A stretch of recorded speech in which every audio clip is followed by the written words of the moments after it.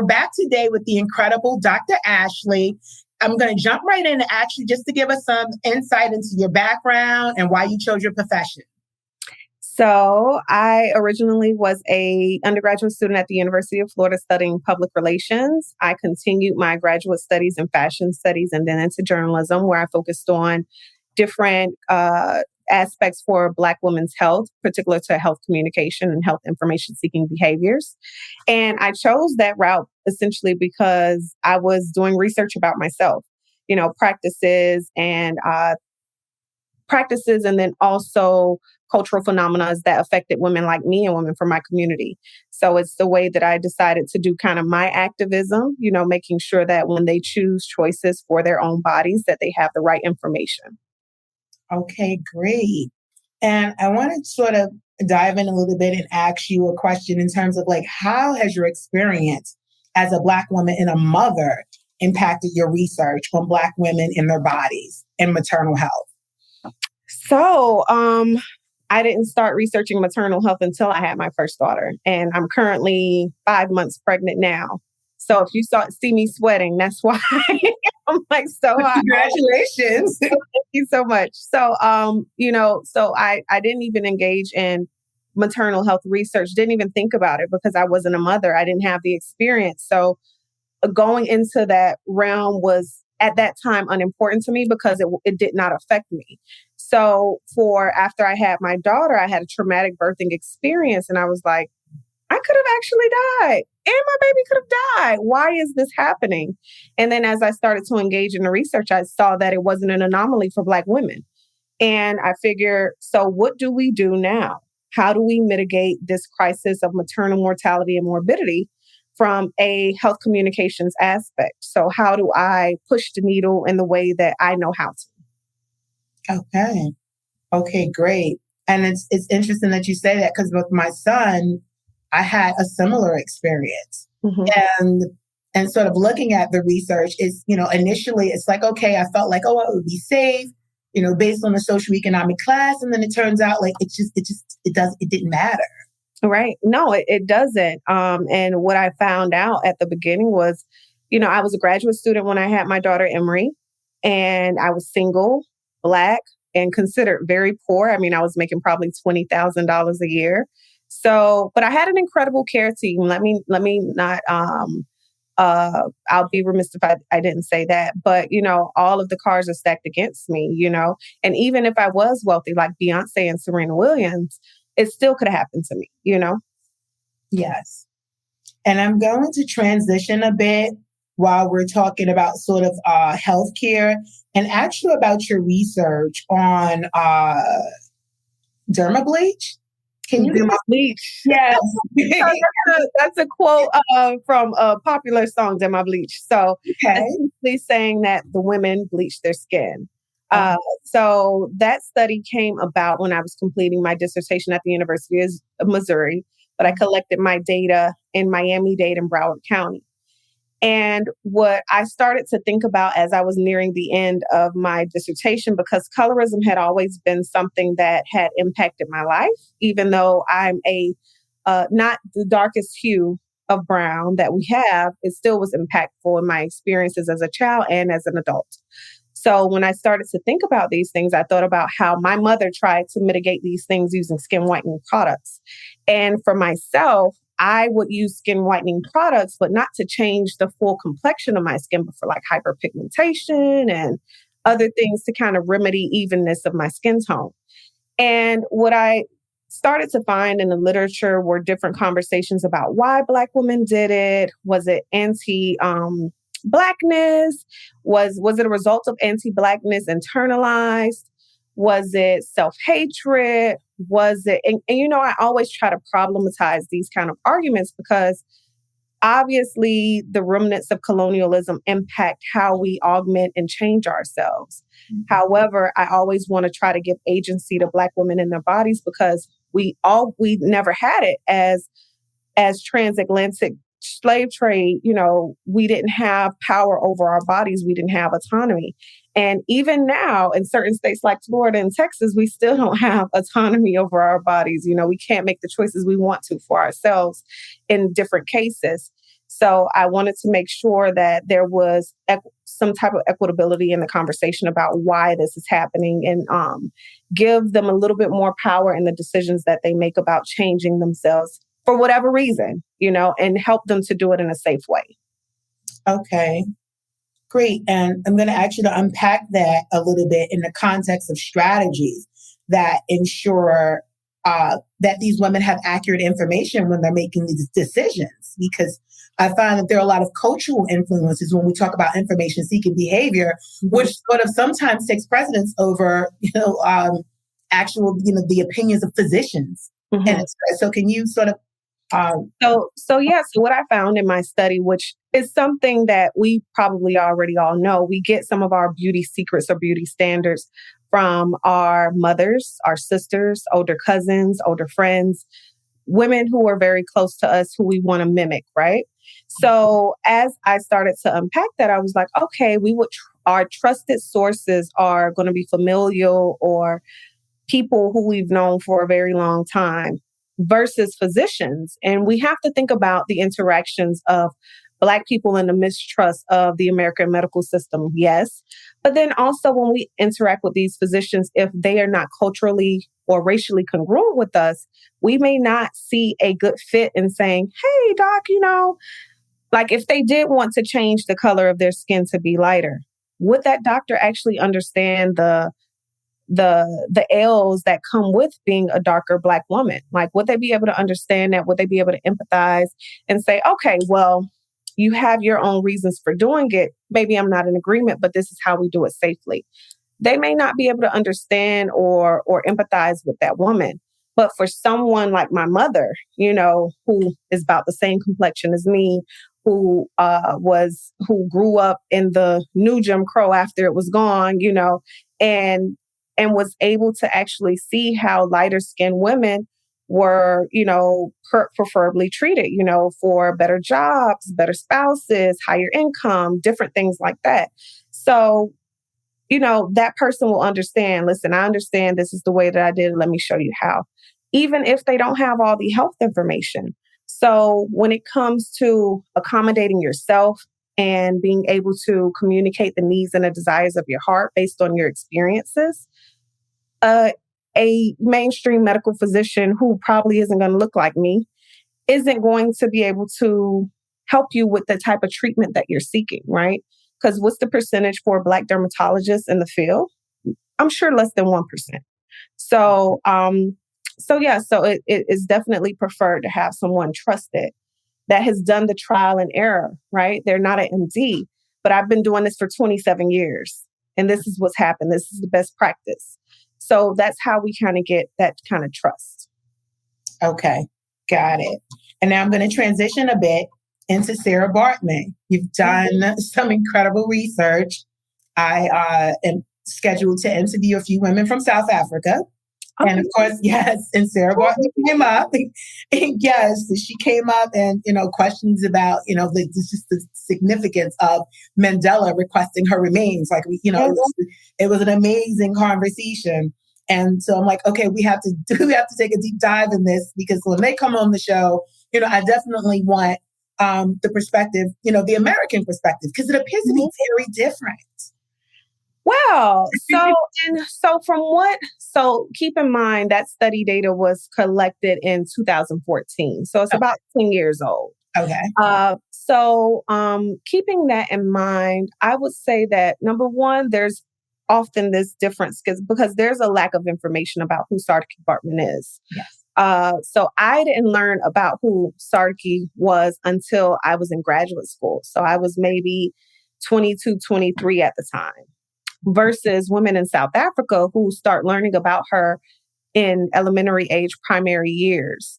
And even then, as they learn about her, there's still a tone of mockery that happens in South Africa in different areas. I collected data in Pretoria, Johannesburg, and Cape Town. And what I found was that the women in South Africa that I interviewed, they found her to be, of course, there's always varying interests, but overall, they found her to be this kind of remarkable figure, this hallmark figure of wow, we're so proud that she represents us. And let's not forget that she wasn't the only Sartjie Baartman. There were a lot of women from South Africa and other parts of areas in Africa that were paraded around Europe because of their dismissal from white beauty standards, right? They deviated from what white beauty was at that time. They were so different, so weird, so atrocious that, it was many women who were paraded during that time. But for the women in South Africa, they found that she was such a remarkable figure that kind of set the tone for body images there, but also keeping in mind that the different body image standards of the different tribal groups that they may be a part of. So if you were like Tosa, or if you were Khoisan, like Sartjie Baartman, then inherently you may have particular features. But they also were open to the variability of that. Now, in the US, we have such Western standards of what beauty is. And it's definitely something that's seen in South Africa, but not as at that time as it hadn't penetrated the culture as much as it had, of course, here. So when we think about Sartjie Baartman here, she's reflected in images like Nicki Minaj, or, so these were some of the names that came up in interviews. So Nicki Minaj and women who have that very Coke bottle, golden ratio kind of figure. So here in the States, some of the women felt like she could be a mockery, right? So and saying also that this particular image does not allow for variability in the industry so that we can see images of ourselves. Now, we see now that different organizations like Dove, right? They do these different campaigns that show the real bodies and, all these different shapes and figures. And then we have now Lizzo, who's on the main stage, that gives us a different type of body. And then we have Coi Leray, and I'm naming musicians because that's pop culture. Mm-hmm. So we see these different body types that are popping up, and we see this kind of deviance from what the natural order is for what beauty standards are for Black women. So we're starting to see that variability now. Okay. That's an interesting perspective, because that's the one we're going to talk about that, because I'm going to ask you about Beyonce's lyrics in a minute. But, okay. But what motivated you to conduct research on Sartjie Baartman? I'm hypersensitive about my body, okay. And even at that time, I've always been a very petite woman. And at that time, I probably was no more than 120 pounds, but a curvy 120 pounds. But I'm still hypersensitive about my body, even though it may be acceptable to a lot of people. And I just started digging and just thinking about, well, why do I feel this way? What are the different images of body image for Black women? And I ran across work by Carol Henderson, Janelle Hobson, and they really kind of painted this picture of Black women and their bodies, and then their imagery, and then the meaning of it. So I just kept digging, and it's really just me trying to satisfy myself in the research that I'm doing. Okay, great. And what do you believe was the significance of Beyonce emphasizing Sartjie Baartman in her lyrics? Well, I think the more recent lyrics that Beyonce has, because we can even see Black Effect. I think in Black Effect. Black Effect. Incredible. Yeah. Like that album, The Carters, that was a great album. I would listen to on repeat all the time. But I think a lot of her work has, over the last few years, and I've done a different paper on Beyonce when she did kind of the blacker face too. But so I always try to look at different, scenarios. But I think a lot of her music has been relative to kind of enhancing the thoughts of Black culture, and then also the people who are listening to it, because how many people would not have even thought about who Sartjie Baartman was until Beyonce said it? And, they have the Beyonce effect. Once she does it, is, forget viral, it's beyond that. Yes. So for her to use that as an emphasis, it kind of gave history, but made it more contemporary, right? So this figure is still impacting culture even now, beyond the 1800s. So, It's great. And speaking of Beyonce again, how do you believe she uses her platform to shift the perception of Sarah Baartman in the 21st century?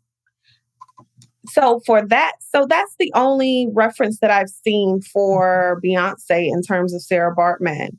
However, there are many other scholars and then also popular culture kind of thinkers that have engaged in topics about Sarah Baartman, particularly around the time when we were talking a little bit earlier about how her remains were requested to come back home. Yeah. So that conversation back in like the early 2000s was very, very pivotal in the conversation about Black women's bodies, their treatment, the Western medicine, the development of medicine around Black bodies, also, about ownership too, right? So for how many years did y'all have Sartjie Baartman's, displayed for the world to see, without a proper burial, without, just all these different things. So I think, yes. Right, just sitting there in a museum. And then now, after all these years, after the mockery, after the disdain, after the torture, after all of the things that she lived through in her very short life, and then in her death, for her body to be mutilated still, and then finally for it to find peace back home in South Africa. So as far as Beyonce, there hasn't been a lot more conversation from her, but in terms of the movement around her body and what her body meant, there has been more conversation elsewhere.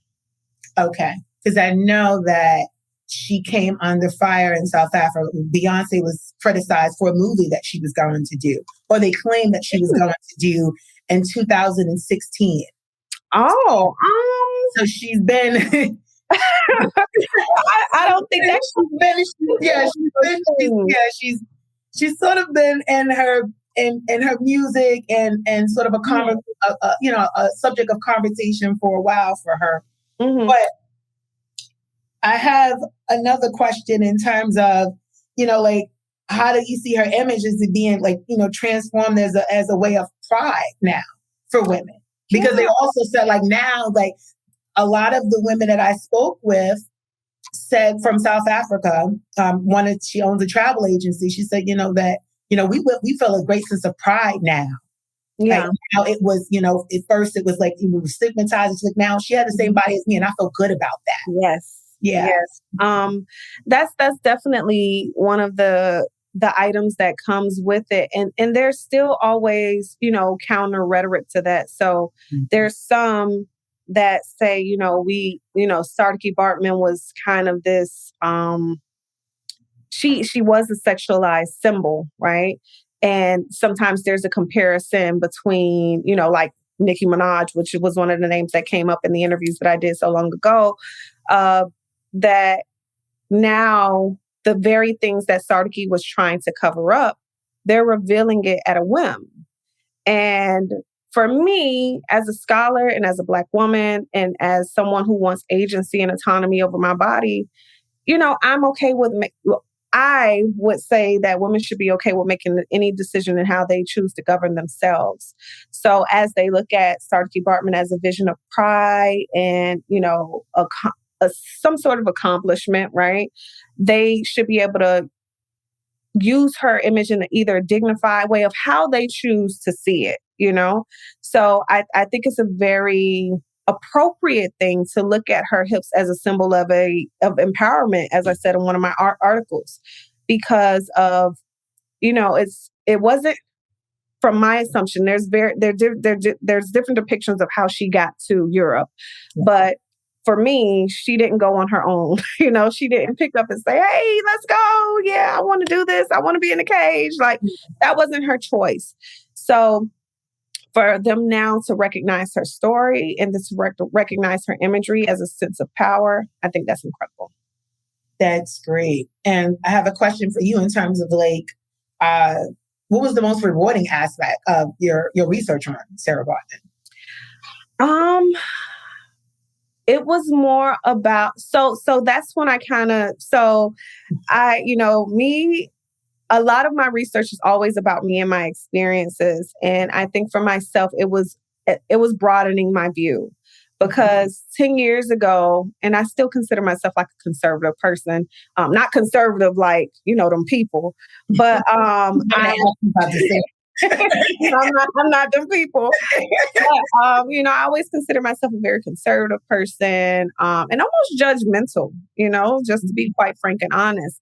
But then to see this particular story and then to hear some of the stories of the women that I interviewed, it really gave me like, there's all these different perspectives to life and how we choose to approach it. And even if we have the opportunity to approach different things in different ways. So that was most rewarding for me because, very close people in my life choose to do different things with their bodies. Some are sex workers. And it helped me to understand, like, just to be clear, Sartjie Baartman didn't choose to engage in sex work. And sex work is beyond prostitution. It's exotic dancing and all these different areas, right? It's the spectrum of work.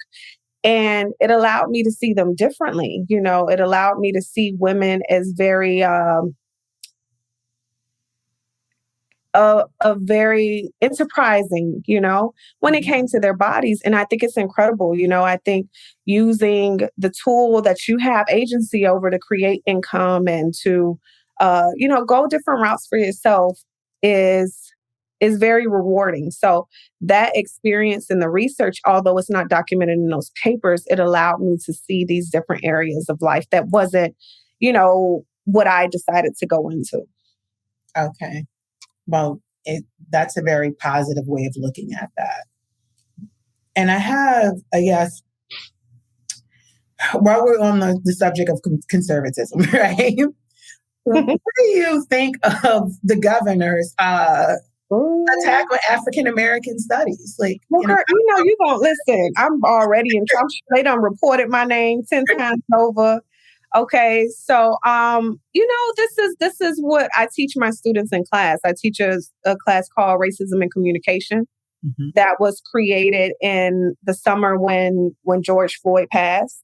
Okay. And at that time, there was a great push by a lot of PWIs that were saying, we love our Black faculty, we love our Black students. How do we keep them? Okay, this is my chance. Let me push this in. I do activism in my research and in the classroom. So I wasn't able to teach it until this semester. Okay. And this is just another way that institutional racism works, So barring particular books, barring particular classes that don't, I'm not in class saying, let's hate white people, let's be upset with them. But we're going to recognize the history and then also how that history is still contemporarily affecting us today. DeSantis, period. And when we look at these different strategies and we look at hegemony, when we look at how whiteness is displayed, and I show them this is happening in real time. This is going to be in the history books in the next 10 years, hopefully, right? If they write them the right way. The right way, yeah. So it's a horrible thing. I mean, because at the higher education level where I am, they ask to report, all the people who are working in DEI, where the funding is going for DEI, and then all the people who are teaching related to race. And all of my research is around critical race theories and now this class, but I mean, it's necessary and it has to be done. So have you modified your teaching style or your materials or no? Absolutely not. Because I mean, how else do you teach it? It gives a disservice to our ancestors, one, and then it's a disservice to our students if we don't do it in the right way. So when I teach my students, even though it's a communications course, we're reading classical race work by Derek Bell, Stuart Hall, Kimberly Crenshaw. So we're looking at the foundations of this work. And then we're also looking at it. What does it look like now? How does it play out in my everyday lived experiences? What does it look like when I go back into the profession? What does it look like for me as a writer? So no. I mean, I have to give them what they need to know. I do a disservice to myself, as an educator. Absolutely. Well, I'm here in New York, and I'm glad that you said that they were, because from my perspective, I've heard a lot about just getting rid of African American studies. But I haven't heard anyone say that they're reporting like anyone associated with diversity and like I haven't. That's that's new. So I'm going to do some research into that because this is also a geopolitical show, so we don't stray away from the political aspect of things, especially since I ran for political office. So we don't run away from that. But what has been the most rewarding aspects of your research as we're like coming to a close of the interview? Okay, so the most rewarding part was, so you can write research papers all day, and they sit in either the repository online or in the stacks at a library. But what I do get a lot of gratification from is, number one, doing things like this, right? Public discourse. So publicly talking about the impact of what my research means, because a lot of times it won't get to the people who need it. Yes. And then also I wrote a children's book called Sunflower Child. Okay. And that was kind of the offspring of my Demo Bleach paper that talked about, since one thing that I found in that study was that, women, to avoid getting darker, this is stuff that we know, right? They don't go out into the sun. And if they're using skin whitening products, they are required not to go into the sun for fear of either burning, peeling, itching at the least, after applying the products. So I just thought about it. I was like, these are things that I knew when I was young growing up. Like, don't be out there all day. You're going to get black as dirt, Yeah. And these are things that I did not want to be reflected in my daughter, who was also coming home saying that she wanted to be white, and she only understood the interactions with her peers because she was going to a Montessori school that was private. So she was about the only person who looked like her in her classroom. So, I needed a way to teach her rudimentarily, like in a rudimentary way, to say, it's okay to go out into the sun. We need the sun. As we get darker, we get more magical. We increase our melanin that keeps us from getting sick from skin diseases, to put it in a way that says, listen, this is good for you. Like, you should be darker. Dark is beautiful, and so Sunflower Child was a production that was really birthed for her. Because if I didn't have her, I probably wouldn't be interested in children's books. But I understood how impactful it was to start changing the rhetoric and the discourse around what the next generation is thinking about themselves and their skin color. That's amazing. We're going to pick up the book. I have a 10-year-old, and although we're in New York City, it's he's not he's not in the most diverse setting. Right. So so he's 10 and I have 2 older daughters, but they're adults. So I don't really call him. Yeah, he's the youngest. He's the baby. They're little grown-ups.